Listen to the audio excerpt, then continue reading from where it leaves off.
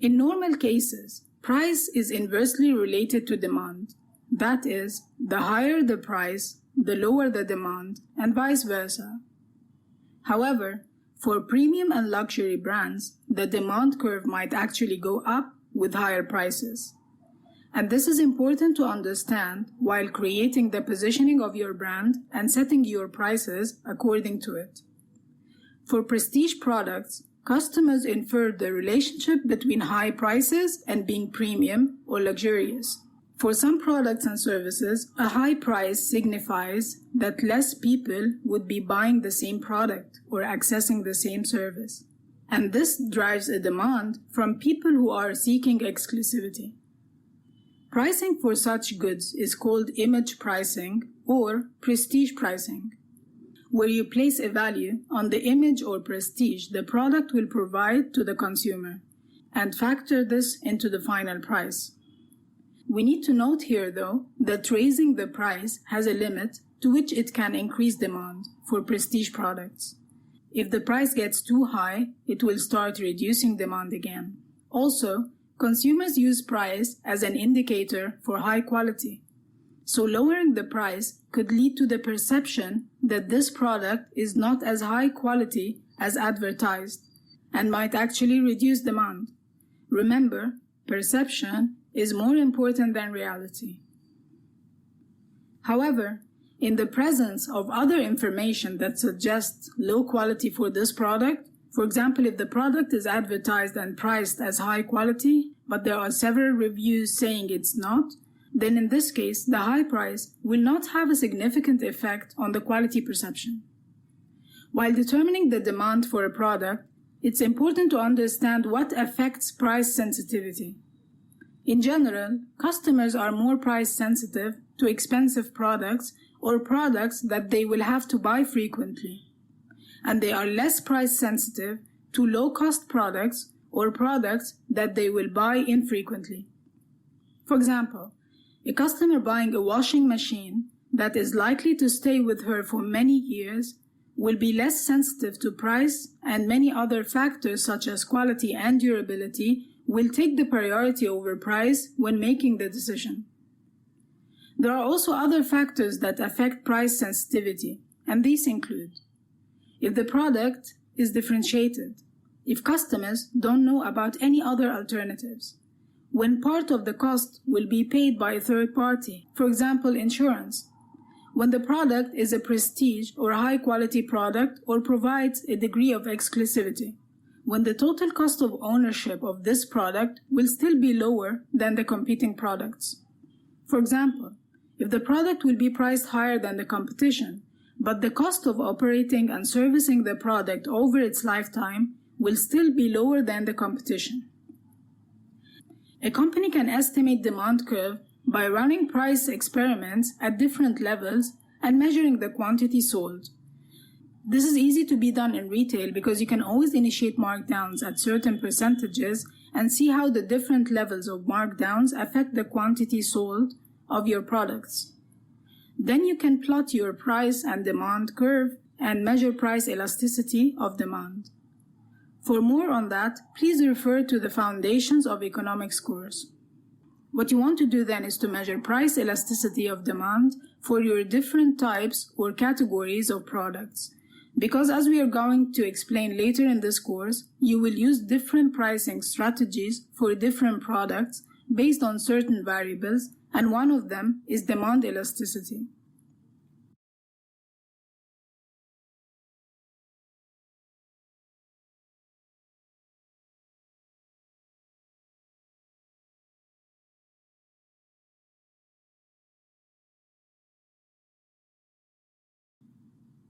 When a company is able to increase its prices and have demand fall by a lower degree, this company is said to be having pricing power.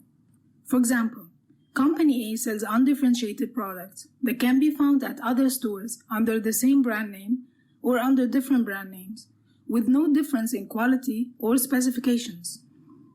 When Company A started raising its prices, customers quickly shifted to other stores to source the same products at lower prices.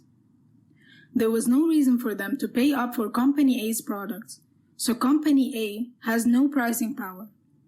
Company B, on the other hand, is a company that sells unique products that have a certain degree of scarcity and a customer base that is attached to the brand name. When Company B started raising its prices, demand got affected, but to a very small degree. It could easily increase its prices by 10 and 20% with minimal drop in demand. So Company B has pricing power. But why does it matter? When you have pricing power, you will be able to raise your prices without much loss in demand. This will help you survive economic challenges and come out better than the competition. For example, during high inflationary periods in the market, like the one we are facing right now, companies that have pricing power can easily pass the increases to the final consumers and stay profitable because demand will not fall that much, if at all. Also, pricing power could help companies increase their profitability by slightly raising their prices if needed. We tested on a hypothetical P&L and projected a 1% increase only in sales, which is a result of increasing the prices by 1% and selling exactly the same quantity. That's to say, no effect on demand, and COGS remain the same. We kept all the other costs the same, except for selling and promotion expenses that are linked to the total sales amount. The result was a 15% increase in profits, driven solely by 1% increase in price. And this is exactly what leads to higher valuations for companies having pricing power over companies that don't. So if you are a business owner or startup founder, one of the ways to increase your company's value is by building pricing power. But how can I build pricing power? As we mentioned here, one of the ways to build pricing power is differentiation, by building products that are unique and not commoditized. Another way is by building a brand and building loyalty for this brand. This is done through branding and positioning.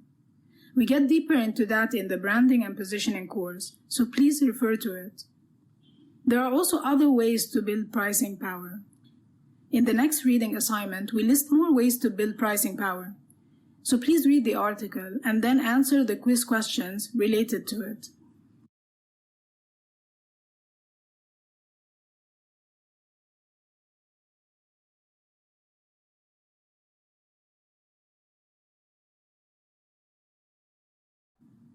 Because consumers use price to make certain assumptions about the brand and its products, such is the case with quality inference and prestige products, it's important for any brand to ensure the integration of pricing into its branding and positioning strategy. That is, if you are positioning as a luxury brand, you cannot lower your prices to give access to the masses or to sell in high volume.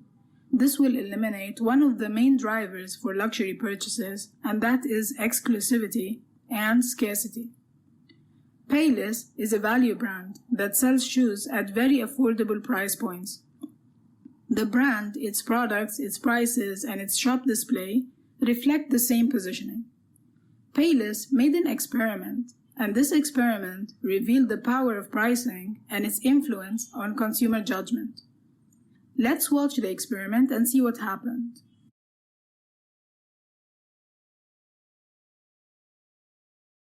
Hey, Adrian.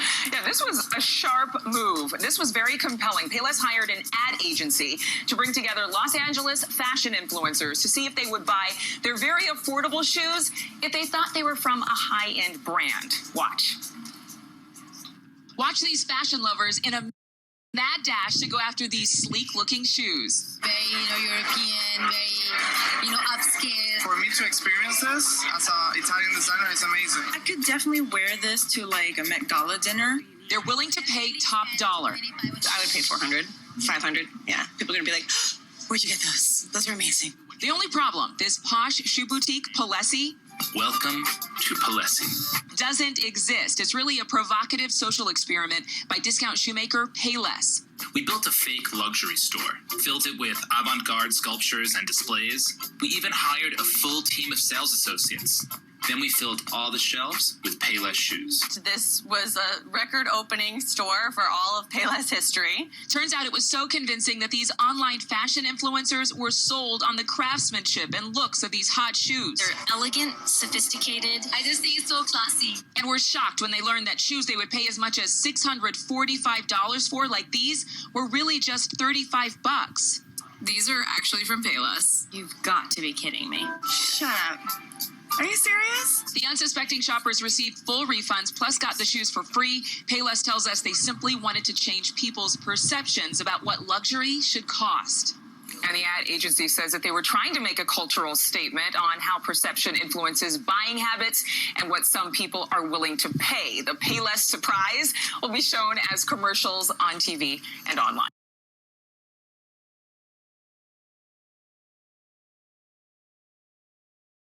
So as we have seen, because the prices were set high for the same products that used to be sold at a fraction, consumers perceived this to be a luxury brand.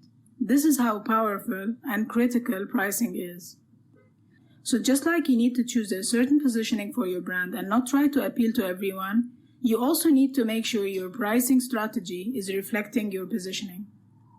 This also applies to value retailers.